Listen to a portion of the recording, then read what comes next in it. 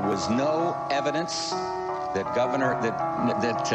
Mr. Noriega was involved in drugs, no hard evidence until we indicted him.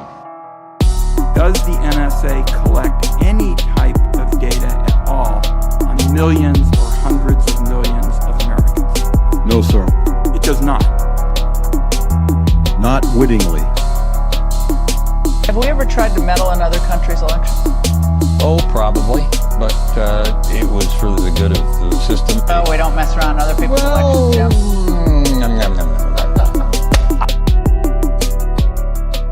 Hello, and welcome to another episode of the Rackets podcast. This is the podcast that covers all kinds of topics related to rackets, such as organized crime and drug cartels, but it also focuses heavily on white-collar racketeering, such as corrupt politicians, crony capitalists, corporate criminals, etc.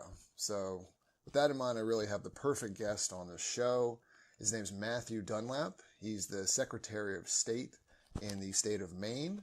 But most notably, he was a member of the Trump administration's Presidential Advisory Commission on Election Integrity. Welcome to the show, Matthew. Well, thanks for having me on. I am absolutely thrilled to have you here. You recently released a report that gave your conclusions after a ton of lawsuits and legal battles to be able to find out what that actual commission was up to. If you don't mind, not everybody is familiar with this topic. If you kind of could give a little bit of background about how the whole commission came about.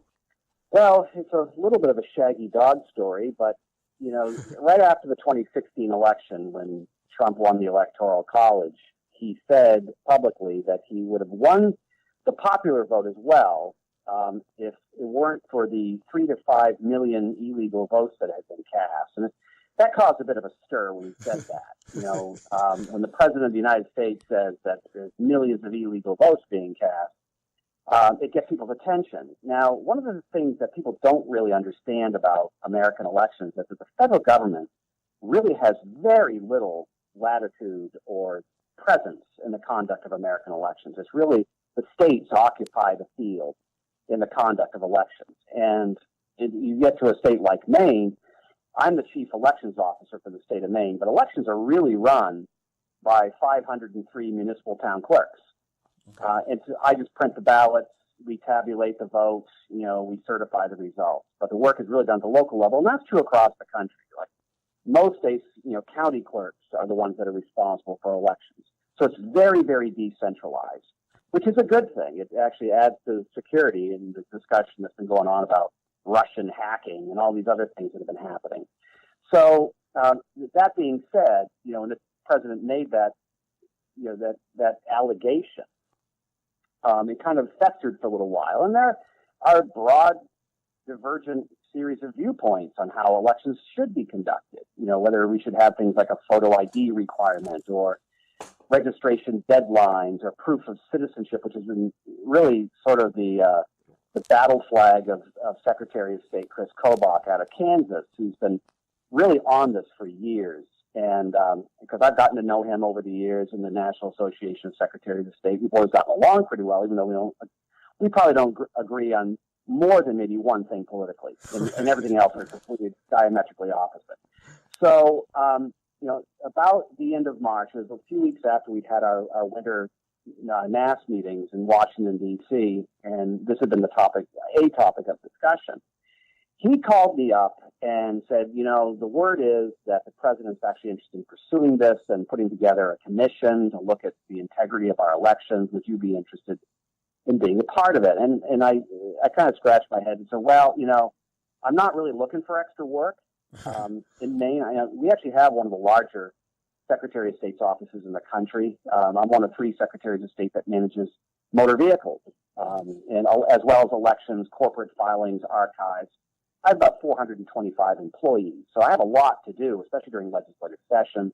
You wear a lot of hats. So I told I wear a lot of hats, and so, you know, I told them I'd kick it around with my staff, and I was kind of surprised because when I mentioned it to my deputies, they were all wild-eyed. They said, absolutely, if they're going to actually be doing this, and you have an opportunity to be there, you've got to be there.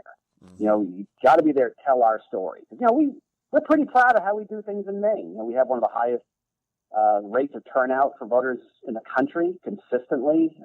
Nobody ever questions the integrity of our elections. We have a very open, accessible, yet secure process. I said, all right. And I didn't call him back right away. He actually called me back a couple weeks later. He says, you know, I really got to know if you're going to do this. And I said, yeah, put me on the list, you know, thinking they'll never pick me, you know. So, and then in early May, he called me back. It actually was May 10th to be precise. And he called me back and he said, I just want to give you a heads up that tomorrow morning the president's going to sign this executive order creating this commission. And there's not going to be a press release or anything like that, you know, but we will probably mention a few names. So there might be some press on this, might be some press. So the next morning after the president made the announcement, it took me about 2 hours to get out of the house because my phone just kept ringing and ringing and ringing from ABC News, CNN, MSNBC, Fox News, you know, CBS, PBS, you name it. Right. And I'm assuming this was a first for you, that level of media pounding. And that was a first. I mean, I've been in this business 22 years. I like to think I've done some important things, and I've been in the paper a lot in Maine. I've been, you know, Sure. Maine Public Radio, all the local TV stations. I've been, you know, I've had an op-ed in the New York Times, you know, what you'd expect from a senior level state official, but nothing ever like this.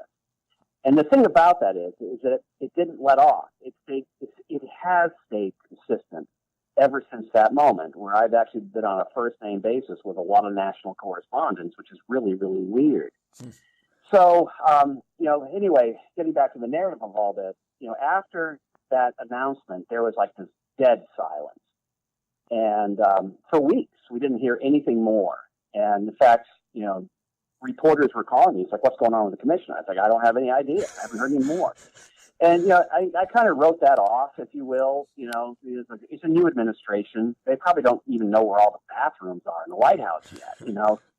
So finally, we got to about the middle of June, and I got a call. Actually, I got a call from a reporter at CNN, the White House correspondent, wanting to know if I'd heard anything. I said, no, I haven't heard a thing. She said, well, if you do, would you let me know? I was like, all right, give me a number. So I write down the number, thinking, yeah, I'm going to lose this before I hear anything. Right. And the very next day, I actually got a call from the White House and just give me a heads up that things are moving. We're planning a conference call near the end of the month, looking at our first meeting in D.C. sometime middle of July. Hope to have all the members appointed by that time. And it's like, okay, great. Oh, yeah, I'm supposed to call Elizabeth Landers back. So I pick up the phone, I call her. Now, this whole thing really set the tone, in my view, in retrospect. So I call Elizabeth Landers, and I told her this is what I told you, you know, meeting, you know, conference call near the end of the month, meeting sometime in the middle of July. And I'm driving home that afternoon, and my cell phone rings, and it's Mark Paoletta, the chief counsel for the vice president. Just want to understand our relationship a little bit here. I said, what do you mean? He said, if I'm going to give you information and you're going to pick up the phone, call CNN, we're going to have a problem. Well, you know, I kind of knew where he's coming from because I've been blindsided that way too. You know, so I apologized for that. I said, look, it wasn't a matter of you pick up the phone, call CNN. I actually have a standing media request. Right. And it wasn't like I was giving out any classified information. And in fact, when we actually had that now infamous conference call on June 28th at 11 o'clock in the morning, one of the first things I said was, if we're going to be talking about anything that's classified or confidential, you need to let us know. Because as I'm sitting here at my desk in front of my computer, I've got a dozen media requests about this phone call. And, you know, in that call, we were told, first of all, that we couldn't discuss anything of any great substance because it was not a public call under the Public Meetings Act. You know, we only talked very high level about what our first, you know, meeting was going to look like.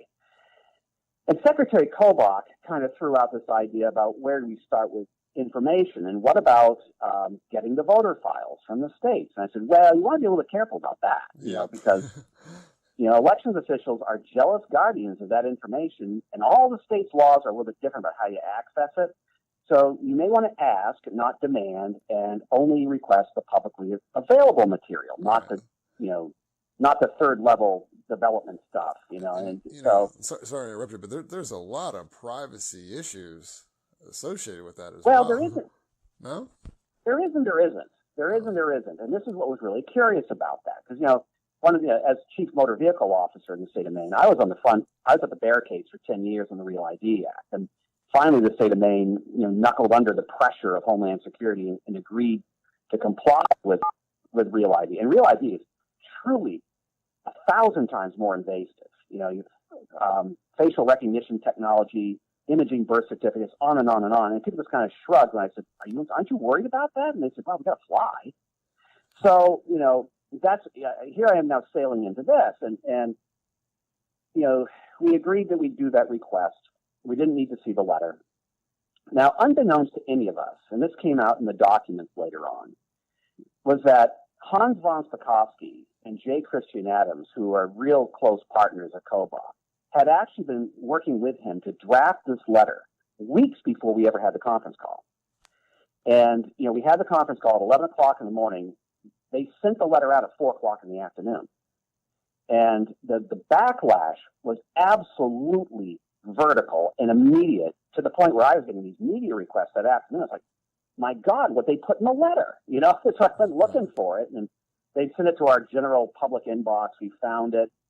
A lot of that stuff wasn't even information we could provide. But the thing about this is what really buoyed me through the whole thing, is the reaction of the American public to this. Because in our voter file, what's available to a qualified entity, not everybody can get it. I mean, you have to either be a candidate, a political party, an issue campaign, or a qualified research institution, and the Secretary of State has discretion as to whether or not they sell it.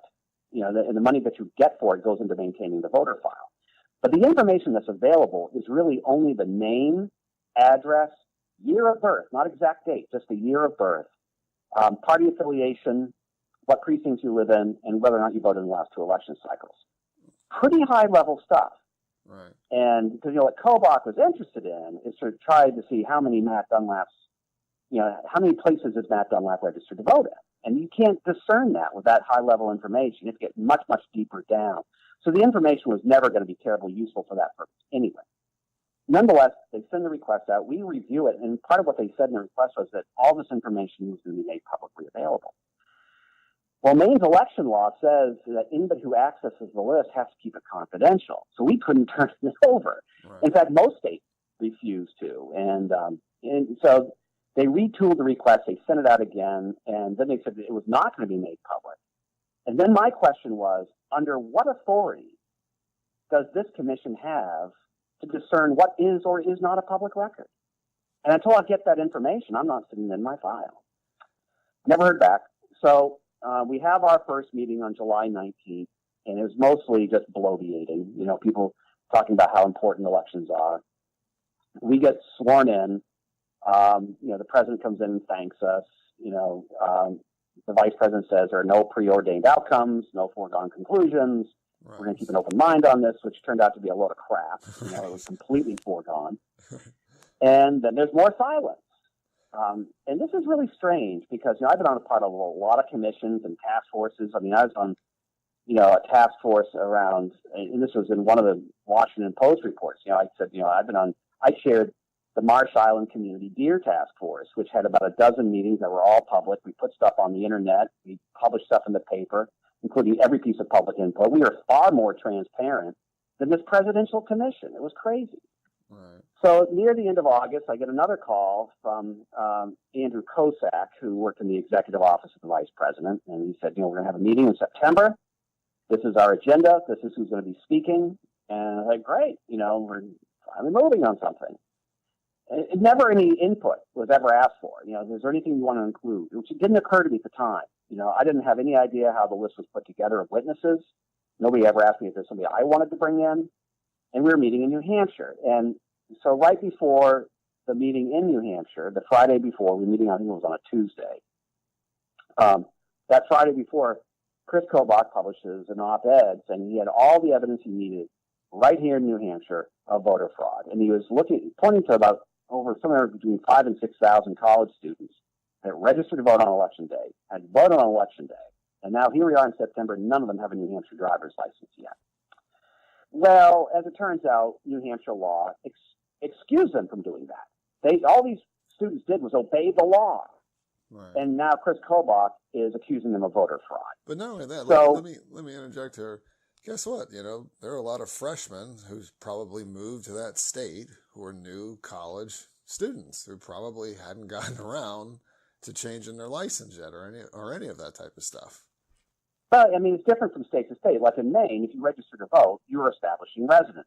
Right. Now, if you establish residency, the understanding is that somewhere down the road, you're going to get a Maine driver's license and register your car in Maine, et cetera, et cetera, et cetera. But New Hampshire, their law carved them out. The New Hampshire law said, and they've changed it now because of Kobach. The law said that if you're a college student and you register to vote, as long as you're matriculated in college, you don't have to worry about all that other stuff. Oh, okay. So, yeah, I mean, it was sort of absurd what he was saying, and it kind of fell out of my mouth at the meeting. I said, equating not updating a driver's license with voter fraud in this case is just like saying that if you have cash in your wallet, it's proof that you robbed a bank. I mean, it absolutely does not follow. Yeah. After that, if you don't mind, I just want to interject because that's really what all of this comes down to. And just for the people who aren't really familiar with this, the whole original claim by Trump, it's basically the same line of logic. It had to do with a Pew study that pointed to there were close to 2 million dead people whose names hadn't been removed from the rolls, and that there were over 2 million people who were registered in multiple states, and those names hadn't been removed. But then he took that as a leap that obviously that's then evidence of voter fraud, and obviously all those people voted for Hillary Clinton. So it's that same line of logic. Another thing is, because you mentioned the names Spakovsky? Von Spakovsky, yeah. Okay, and Adams. So these are these guys who have this background and voter. Their whole niche is voter fraud or trying to look for it in order to remove names from the rolls. And really, too, I just want to also add on that Von Spakovsky and Adams are incredibly partisan. And I remember when Von Spakovsky was at the Department of Justice during the Bush administration, he came out, I believe it was him, I remember him, came out to one of our conferences as we were implementing the Help America Vote Act, and he really put the squeeze on every Democratic Secretary of State for not being in compliance. Never held to account any Republican Secretary of State who was not in compliance.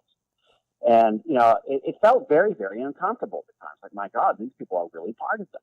Right. And, that's how he's always behaved. And, he had an email that was FOIA'd.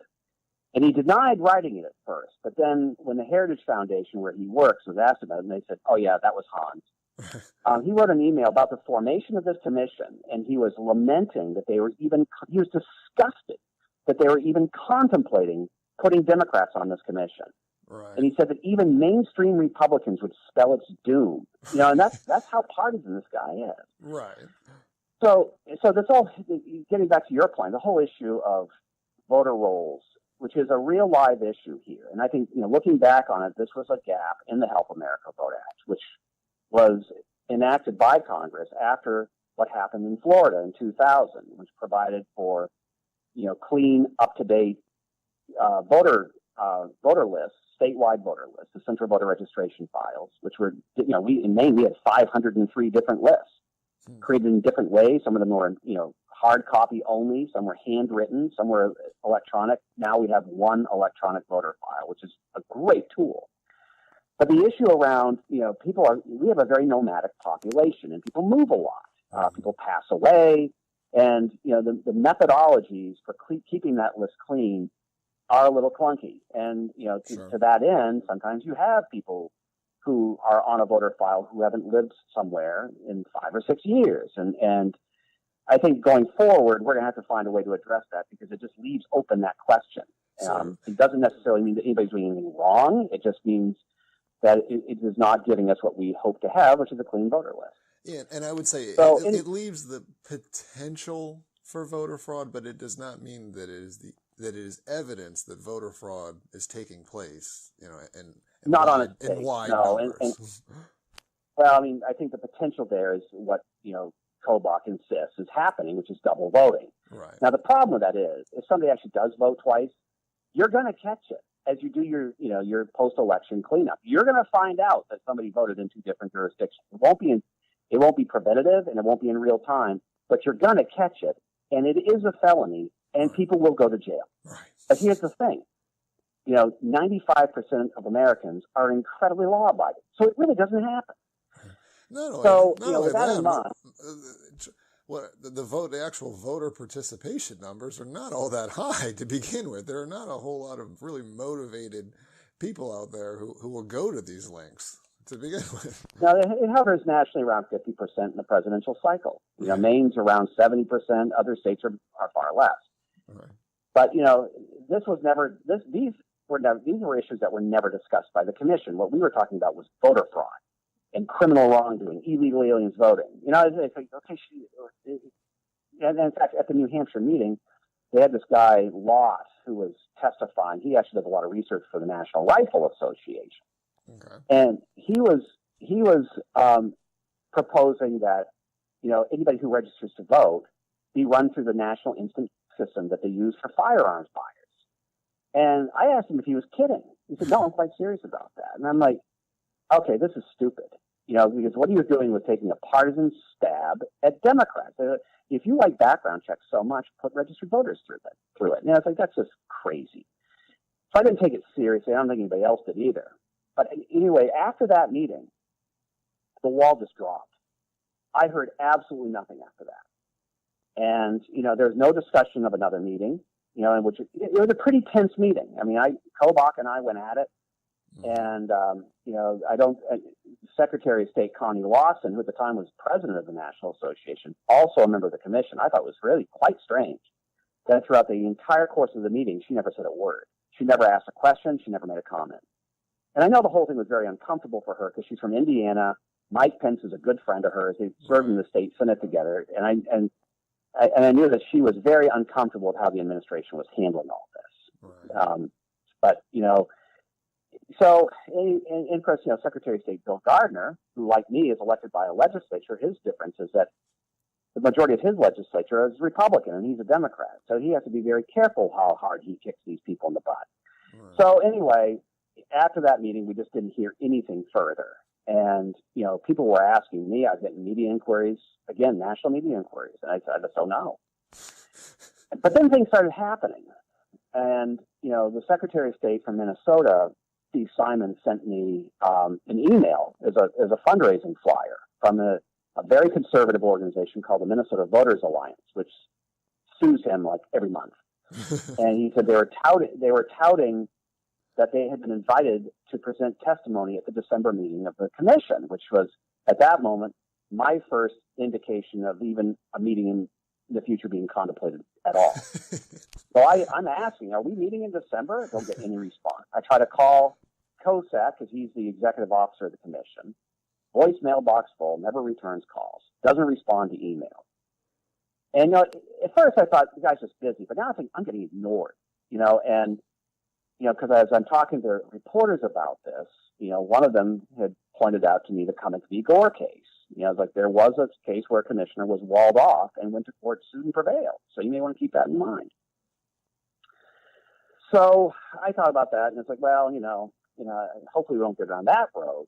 And then I'm walking into church on a Sunday morning. This is October 17th, and I get a text message from a reporter with an attachment of a Washington Post article about the lead researcher for the commissioner, a guy named Ron Williams II. And apparently he had worked with Adams in the Department of Justice when he was in there, because I didn't know that. Nobody ever asked me if I had staff I wanted to see get hired, Right. So basically the entire staff were former employees of Von Spakovsky and Adams, which tells you something. Oh, yeah. So anyway, the article was about Williams and his arrest the previous week in Maryland on charges of possession of child pornography. Now, apparently they frown on that in Maryland. But, to this day, I've never heard what happened to him, and I couldn't get a response. The only correspondence I got, again, from the commission, I got two pieces of correspondence. Notification that David Dunn, a former Arkansas legislator who was also a Democrat, also on the commission, had routine surgery, and something went horribly wrong, and he died in the operating table. They gave us notification of that. And the next notification I got, well, there was one other piece, but the next notification I got was the notification that the commission had been dissolved in January. I just never heard from anybody again, really. So, except for one other instance, which I'll get to right now, which was, after that, I got pissed, and I sat down and I wrote a formal letter to the commission. And I said, I'm asking these questions because I don't know the answers. Who are we talking to? What is our schedule? What materials are we going to be referencing? When are we meeting again? And I cited company board. This was you wrote this letter again before it dissolved, correct? Yes, this is back in October. Okay, right. I'm kind of jumping back and forth a little bit. I apologize for that. No problem. So I send the letter off and silence. And then 10 days later, I get a response from, this is the other response I got, from COSAC. And he said that they were reviewing my request with legal counsel. And then I sat back and I kind of scratched my head and like, am I or am I not a member of this commission? Okay, so this is where it gets weird. And, today is Friday. I have nothing on my calendar. I have to administer a road test to a young driver living this afternoon nearby. So I'm working from home, and I can do that once in a while when the legislature is not in session and things are kind of slow, which is what the case was in October. And I get a Facebook message from a friend of mine who's pretty connected in Washington. And they say, can you give me a call myself? Sure. So I call the cell phone. What's up? Well, this person said, Matt, listen, people are talking about you down here. Your name is on everybody's lips on Capitol Hill. And I have a message for you from a U.S. senator through their chief of staff. They don't want to be named. They said, look, you're not going to take on the White House. You're a Secretary of State from a small state. You have no resources. They can just bulldoze you. You need to get some outside counsel. And this is a number you need to call. So I sat down for a minute, and this was probably the only time in this, and I had a lot of doubts in this process, but this was the only time I was actually frightened. And I thought, my God, what have I gotten myself into? It's one thing to have a little swagger and send a formal letter, but now I've got the federal government mounting up against me, right. And I need to get lawyers. Right. So I called the number I was given, and I left a message, and I said, my name's Matt Dunlap. I'm the Secretary of State of Maine. And I was told I should give you a call, and I think I might be in some kind of trouble. And 5 minutes later, the phone rang. It was Melanie Sloan from American Oversight. She said, Secretary Dunlap, we are so glad to hear from you. So, to accelerate this a little bit, they wanted to go to court right away. And my viewpoint of it was, that's not how we do things in Maine. You pick up the phone and make a phone call. Right. And it's not even necessarily a Maine thing. It's just, let's handle this the right way. Right. That's right. And, and my staff was very freaked out by all this. They said, you don't know who these people are. You don't want to become a tool of their agenda. Mm-hmm. And it's like, I was getting yanked in 8 directions. Mm-hmm. And again, I was talking to a reporter about it. And I said, the staff feels like, I risk being either made a laughing stock out of being used for somebody else's agenda, or completely isolating myself on this commission. Mm-hmm. And they said, can you describe a circumstance where you'd be more isolated than you are now? And that's a really good point. So one of the turning points came when I had a conference call with the lawyers, and they were great, by the way. They answered all my questions. And one of the questions they asked me was, do you know the genesis and the purpose of the Federal Advisory Committee Act? I said, well, they told us about the rulemaking requirements. And this is where I got mad at myself, because usually I've learned you never let somebody else tell you what the law is. You go and read it yourself. Right. And they explained FRACA. It's like it was supposed to embrace divergent viewpoints, evidence from, testimony brought from people of a broad spectrum of political viewpoints in complete transparency. And with a bipartisan commission, they said they've never seen a commission that was actually chaired by 2 people of the same party. That's unprecedented. And I thought, we're not doing any of this. And I thought, maybe now it's time to file the complaint and make them believe I'm serious. Right. And I really, honestly, I'm still naive in this, right? Right. And you were still hoping that the threat would, I'm assuming you were hoping that the threat would clean things up, and we can all play fair now, I guess. Is that That's kind of right. They did. I expected a phone call saying, we're really sorry. We've been tied up with a bunch of other things. we're going to get you a bunch of information in the next few days. Would you hold off on this lawsuit? And we respect your right to do it, but could you hold off? And I would have done that. But instead, the door got slammed in my face. I got an email from COSAC saying, actually, I didn't get an email from him. It was in the press. He went to the press. He did a press release saying that they looked forward to vigorously defending themselves in court. And then the name calling started. I mean, Kobach told the Washington Post that I was paranoid. Von Spakovsky said that I should be ashamed of myself for this publicity stunt. I should resign from the commission. And then my favorite, J. Christian Adams' organization, told Newsweek magazine that I was the fresh new face of victim and fragility culture. Oh. And they asked my response to this. I said, my response to it is, I'm asking for the schedule. It's not, and the Washington Times, which is sort of a conservative version of the Post, their reporter called me. Was really kind of almost assailing me for this. And I said, look, this is what I'm asking for. I'm asking for what our schedule is, who we're talking to, what our communications are like, and they never did a story. They had nothing to stand on. And to be fair, I actually think you're being pretty mild. I've read one of the op-eds that was, I think it was written by Kobach and Spakovsky, that was in the Washington Examiner. Yeah, they went right after me. You're being pretty mild on the mud that was slinged at you, to be honest. Yeah, they went right after me. You just respond with, this is what I'm asking for. Is it really so outrageous? Right. So, at the end of it, again, making a long story short, we filed the complaint, then we filed for a preliminary injunction. On December 22nd, in the evening, the judge ruled in our favor, gave us 90% of what we asked for. Mm-hmm. And we had a big conference call that evening with the lawyers, and I said, I half wonder if they don't pull the plug on this thing now. Mm-hmm. And January 3rd, the president did just that, dissolved the commission. And then they turned around and said that I no longer had standing, that I didn't deserve the documents because the commission no longer exists. Because I was asking for the records. Right. The judge finally ruled on that in late June of this year and denied them any type of a stay to appeal. And we thought, well, they'll wait till. It said we had to have the documents by July 18th, and we thought they're going to wait till the last minute. They're going to appeal in the circuit court. Well, in the meantime, Trump goes to Helsinki and commits treason for all intents and purposes. And so I think the White House was kind of busy walking all that back, but they wound up sending a bunch of stuff. Now, I'm not entirely sure if they sent everything, and the lawyers are still looking at that. Mm.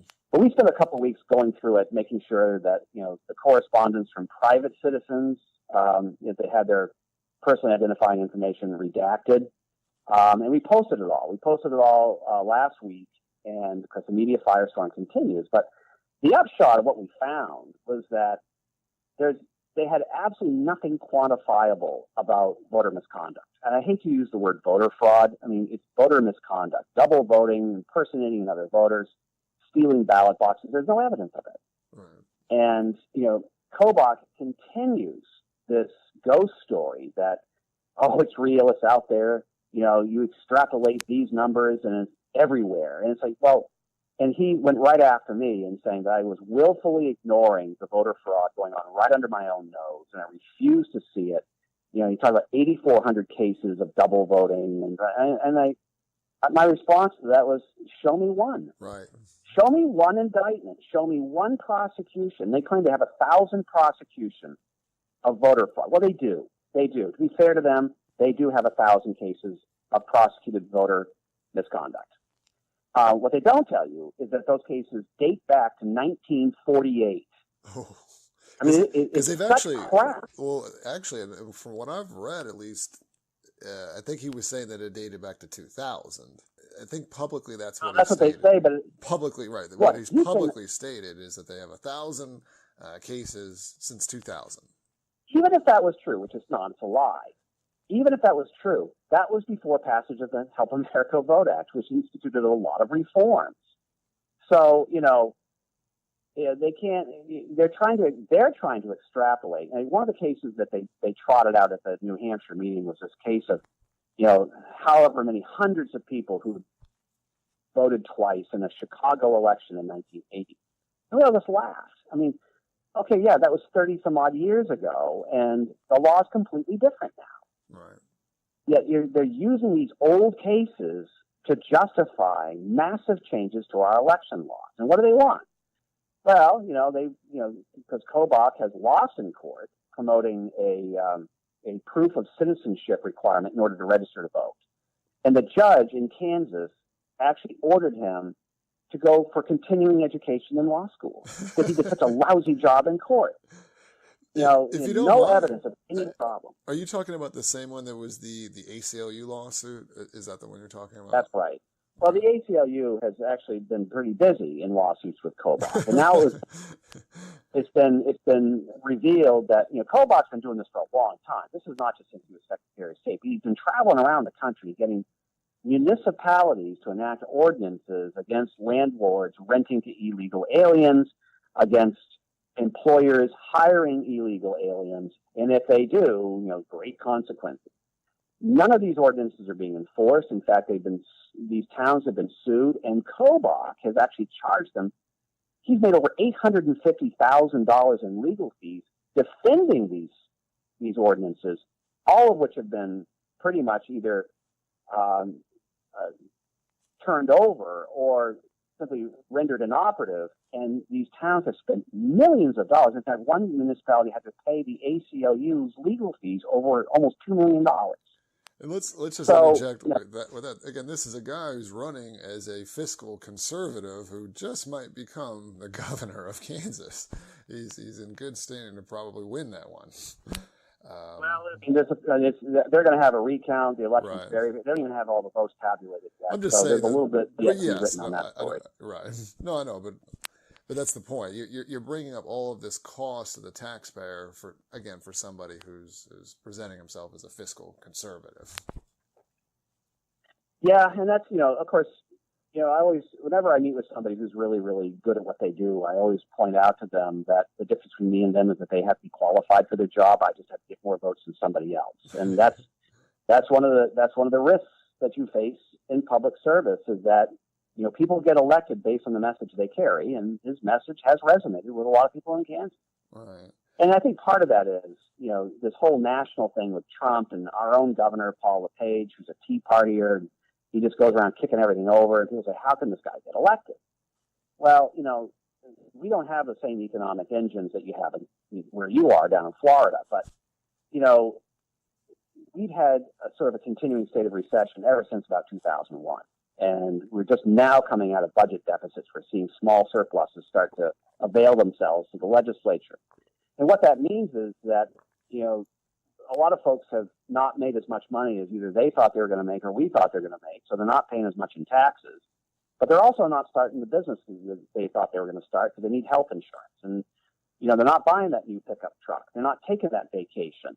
And it's been like that now for almost 18 years, and people are sick of it, and they're angry, and they vote their anger. And when you vote anger, you get an angry government. Yeah. And, people who ride that wave oftentimes, historically, I'm not speaking speculatively, this is historic. Xenophobia is a great way to get elected. The people who are stealing your jobs. And that's, I think, where the tip of the iceberg is there in the immigration debate. It's people stealing our jobs, jobs a lot of us don't want.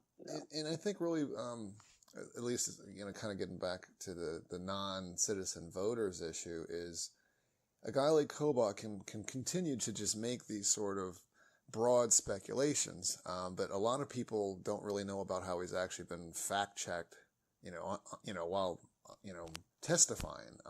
And one of the things I remember with that ACO lawsuit was because he kept citing a study suggesting in his state that there were like close to 20,000 non-citizens who were registered in Kansas. But when he was actually, again, under testimony, he had to admit that really he'd only found evidence of 6 people in his state, who were non-citizens who were registered to vote, and then couldn't even, present any evidence that any of them actually voted. So you keep going out there and blasting these big numbers of all these people, but that's not under, you're not under oath when you're saying those types of things. I get this stuff all the time. During the election when all this was going on, people would send me stuff on Facebook about some story about illegal immigrants getting bused somewhere. In fact, I did a show like this, guy out in St. Louis, and he was a Republican operative, and he said, I've never seen voter fraud. He said, he's an attorney. He said, we got a call when Romney was running for president, we got a call that there's a busload of illegal immigrants headed to a polling place. We rushed right down to the polling station, and what the bus was a city bus. It was ridiculous, but and I get this stuff all the time, but what perpetuates it is almost this tribal memory. And, let's face it, in America, we have a pretty colorful history around electioneering, ballot box stuffing, intimidation. Right. And the laws. This has happened in the past. Yeah, absolutely. The gangs in New York style stuff has happened.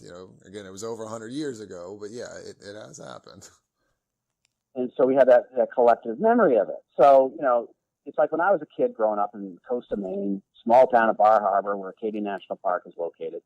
I remember in second grade, before Halloween, right, the teachers giving us these dire warnings. You probably had the dire warnings too about, you're out trick-or-treating, people giving you apples, right? Never take an apple. Right. Or throw it away. Right. And why? Razor blades, needles. I've always thought this was a conspiracy by the candy companies to sell all that pre-packed candy at $11 a bag. But in all my life, I've never heard of a poor kid biting into an apple into a razor blade. But, it kind of perpetuates itself, even though it's never happened. And I think the voter fraud mythology kind of carries that thing. We all know what's going on. There's a commie in every closet. It's that same mentality of fear. And when it's actually fostered and perpetuated by a chief elections officer or the president of the United States, people who don't do what I do every day have just enough doubt in their mind to believe it. Right. Or I think it might be true. And I think that's where the real damage is. The damage is in an erosion of voter confidence in our processes, which actually work really, really well. Well, not only that, and that's really one of the things I really wanted to get into is once you perpetuate this myth of voter fraud, that then creates for something to remove those names from the rolls that do need to be removed, instead of using a scalpel, they're using a hatchet, and it's being used in ways that are very partisan. Maybe you could kind of, I know that you know more about this than I do, but I mean, obviously there was the recent Supreme Court decision in Ohio with the voter purging law. But again, and that is all under this pretense that we need to make these drastic changes. But something like over 100,000 people just in the state of Ohio were purged from the voter rolls. So I mean, well, and this is an issue, and we don't do wholesale purges in Maine. A lot of states don't, but you go back. This is where Congress needs to do some work. It's not only on the Help America Vote Act, but also the National Voter Registration Act, the so-called motor voter, and that was enacted before there was an internet, at least internet widely available. NVRA stipulates that you can go to like a motor vehicle office when you're updating your driver's license or getting a license or doing a registration, and they'll have voter registration cards there. You can register to vote there, and they're sent to your town office or whatever, and you're added to the voter registration rolls without having to make a separate trip. It was a real innovation at the time, but that was before the internet. So the way it works is that if you do not vote in 2 federal cycles, that's 4 years, if you don't appear, what the election officials of the state are supposed to do is send a postcard to that address. And if it comes back or they never hear from you, then in 2 more cycles, another 4 years, you can be canceled from the voter list. And this is where people have gotten very upset with what Maine and other states have done, using tools like the Pew Center's Electronic Registration Information Center, or Kobach's system that he makes available for free. That's the infamous cross-check system. Yeah. Frankly, these are not great tools. They're kind of clunky. You remember what I said about how high level the voter information is? Right. If you have a Matthew Dunlap in Old Town, Maine, and a Matthew Dunlap in, Albuquerque, New Mexico, right. You're get registered in 2 several states, layers. sir. Yeah, you have to get into some very deep information to make an assertion that it's the same person. Right. You know? Exactly. And even if you get the same date of birth and the same last 4 numbers of a social security number, you can only say that you're about 99.99% certain it's the same person. So, but it's pretty certain. Right. But if we have that much certainty that, you know, there's a Matthew Dunlap in Albuquerque, New Mexico that has not voted in 4 years and has registered to vote and voted in another state, that's pretty much confirmation that the person no longer lives in Albuquerque. Mm-hmm. So you take them off the voter list. And many of the advocacy organizations are saying that's a violation of NVRA because we didn't do the postcard notification. So, I mean, the postcard notification, like I say, is a bit antiquated. Mm-hmm. And we're hopeful that Congress will at some point will address this and help modernize NVRA and, you know, maybe update HAVA to deal with this interstate voter registration issue. Because all it does is just give fuel to people to say that there's rampant voter fraud when really it's just, all it really creates is an administrative headache, is all it really does. There's no real criminal activity going on. Right. And you mentioned it earlier, and I wasn't really familiar with what you're saying, but that it actually all washes out in the end. It's basically a moot point to begin with, because I guess that there are ways of tracking that to make sure that people didn't double vote. Well, the thing is, and again, this is something the public doesn't see, is that, you know, the polls close at 8 o'clock and then everybody runs the tally. You know, we don't just like put everything in a closet and go home. I mean, there's a lot of work that goes into the post-election cleanup. I mean, you have people who show up and register on election day. If you're a state like Maine that has election day registration, well, you have to go through all this work to get them entered properly onto the rolls.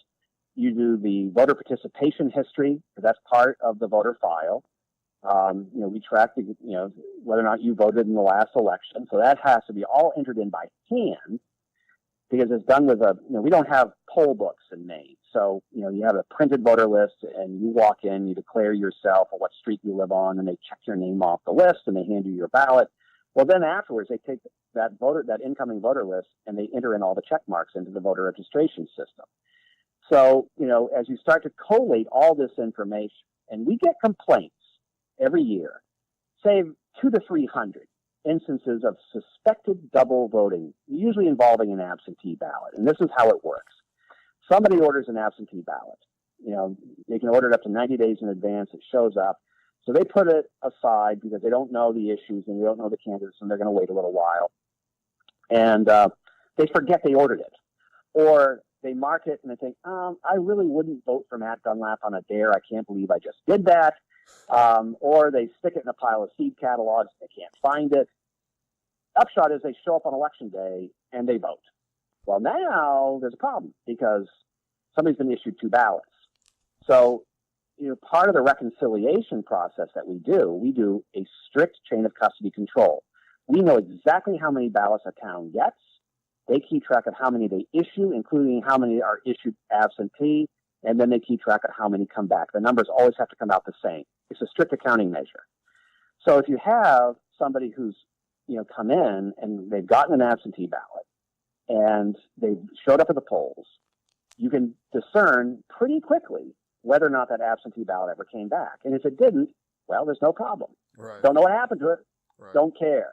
Right. And so you check that one off the list. And in the 12 years I've been Secretary of State, we've only forwarded 2 cases of double voting to the Attorney General for investigation and prosecution. And their investigators came back to us and said, don't know how hard you want to push this, because they're both elderly people who were moving and were given paperwork they signed. They got 2 ballots. They didn't with different names on the ballot. They didn't realize they were doing something wrong. There's really no intent here. Right. And it didn't affect the outcome of the election.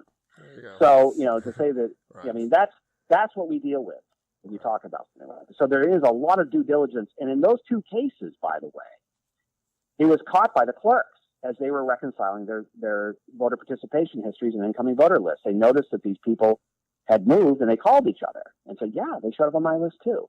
And that's what started the investigation. Clerks actually talked to each other. And so sooner or later it gets caught. Right. Because all this is reconciled at some point. Okay. Well, let me ask you this. So you've got the documents back. If you could maybe just kind of give the listeners like a general idea of you fought all this time to get these documents as far as the commission. What was the general outcome of all of that? Well, I mean, there was a lot of, there's a lot of nothing there, frankly. Right. I mean, like I said, there's no evidence of voter fraud. But one of the things that we found very troubling. I mean, remember, we only met twice. Right. We never discussed what we were going to actually be working on, and yet commission staff were framing out the report.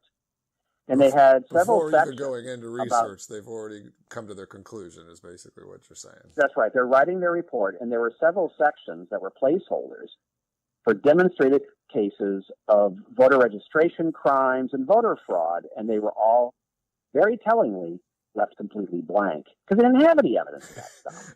But that was going to be the crux of the report.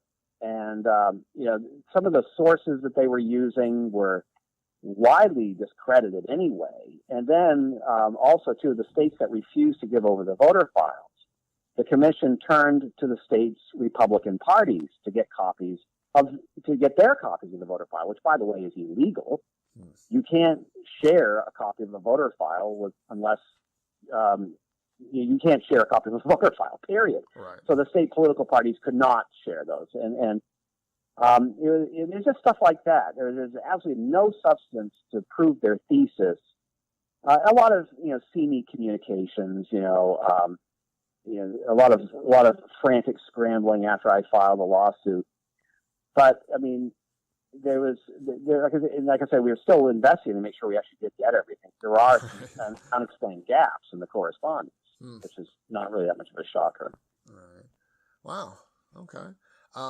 You do have these. I think you made it all public, right, on the website there, right? Yeah, we put it all up on our website, and the folks at American Oversight. I just want to talk about them for a second because they were absolutely they were unbelievable. And I've worked with a lot of attorneys in my time, and it was they had another law firm working with them. It's Patterson, Belknap, Levin, Tyler out of New York City. And I've worked with a lot of lawyers over the years, and I'm not a lawyer. But working with these folks, I mean, especially when we got into the early weeks of the litigation, I had a lot of doubts about whether or not I was doing the right thing here. It was not clear, and didn't know how it was going to turn out. And then they'd send me a brief, and I'd read the brief. I'm like, oh yeah, it's really just this simple, and. I've likened it to, I mean, they were so professional and they did such a great job for us. They were really working for the people of the United States more than for me. Right. And I've likened it to, if you have a company softball team, right? We've all played softball. And then Giancarlo Stanton shows up and says, can I join your lineup? I mean, it was just that dramatic, how good they were. And, and it's actually informed me in many ways when I see how other people in public office look at litigation. It's like, okay, if you're going to do this, then maybe you shouldn't be where you are. So they've been absolutely tremendous to work with right up to this moment. And of course, they did it, all pro bono. It didn't cost the taxpayers a nickel for them to do this, and that was a real bonus. Right. Well, do you know how much the commission actually cost? As far as taxpayer funding, I remember coming across a figure once, and of course, I can't recall that now. Yeah, we never talked about a budget. I mean, it's the White House. They pretty much have bottomless pockets. Right. So, I have no idea how much it costs. Wow. Well, so I'm going to link to all that stuff in the show notes there. Basically, is there anything else you'd like to add to tell the listeners? No, I mean, that's not really. I mean, that's pretty much the narrative of it. I mean, there's one other thing, and just to tell you how pervasive Kobach's viewpoint is on this. After the first meeting in Washington, D.C. last July, Newsweek called me up and said they'd done an interview with Kobach, and they asked him the question, did Hillary Clinton win the popular vote? And he said, we may never know. So they asked me to respond to that, and I said, we mathematically know, because 50 states and all the territories certified their election results. Right. It's a matter of math, but he keeps sowing that doubt. We may never know if she actually won the popular vote. So that's what we're up against. And the only thing that you can really do about it if you're concerned, and I don't care if you're concerned, on my side of the equation, or if you think I'm a total phony and you think that I'm, willfully just trying to undermine the president. Frankly, I'm one of those American citizens that wants the president to succeed, because if he fails, we all fail, right? Right. But if no matter how you approach this, if you're worried about it, the only solution is to get out there and vote. Right. That's the only solution. Yeah. No, I mean, and I don't think any reasonable person who actually looks at all this information could interpret it that way, So again, I'm going to link a whole bunch of information here in the show notes. I thank you for your time. More importantly, I thank you for all that you've gone through. A lot of people would have just sat down and let it happen, and just dealt with it. But you did fight, and as a result of this is a very important topic, because there are going to be more laws in the future that try to, purge more people from the voter rolls. This is an incredibly important topic. And people need to know that, all of these myths about widespread voter fraud, it is a myth. So again, I want to thank you for your time and, really all that you've done. So thanks, man. I appreciate you coming on the show. It's my pleasure. And, like I say, I've said it 1,000 times, I don't really go looking for trouble, but it does seem to find me pretty easily. So, All right. Well, again, thanks so much. I hope to keep in touch. As far as the listeners, I ask that please share this information. People really need to read this stuff. Share it with your friends. Give the podcast a 5-star rating. And really, if you do want to support the podcast, the best way is to go out there and grab a copy of my 3-book series, Rackets. It's on the legalization of drugs and gambling and the decriminalization of prostitution. So with that said, again, thank you, everybody, and have a great day. It's a big club, and you ain't in it. I am concerned that the size of some of these institutions becomes so large that it does become difficult for us to prosecute. You can have a license. Price is $250,000, plus a monthly payment of 5% of the gross, of all 4 hotels in the store. Corleone.